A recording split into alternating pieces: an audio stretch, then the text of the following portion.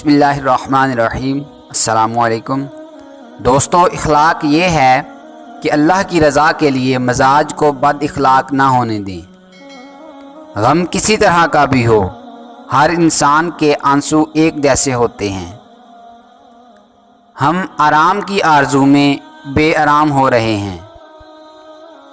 انسان زندہ ہونے کے باوجود زندگی کو نہیں سمجھ سکتا، وہ مرے بغیر موت کو کیسے سمجھے گا؟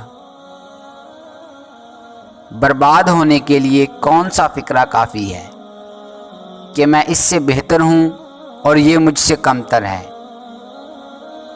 بے بس انسان کا سجدہ ہی اس کی بے بسی کا علاج ہے۔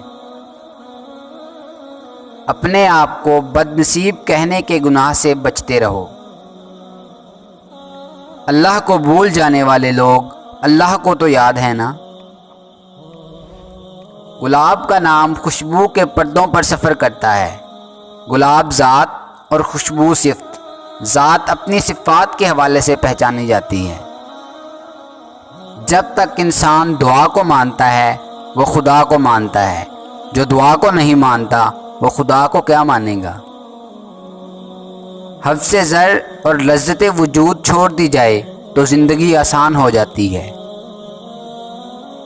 اگر تعلق رکھنا ہے تو جھگڑا کس بات کا، اور اگر تعلق نہیں رکھنا تو جھگڑا کس بات کا؟ بزرگوں کی دعائیں اولاد کے ارادے بنتی ہیں۔ عبادتیں ان کا تقدس اور اہمیت اپنی جگہ، لیکن کسی انسان کا دل راضی کرنا سب اہمیتوں سے زیادہ اہم ہے۔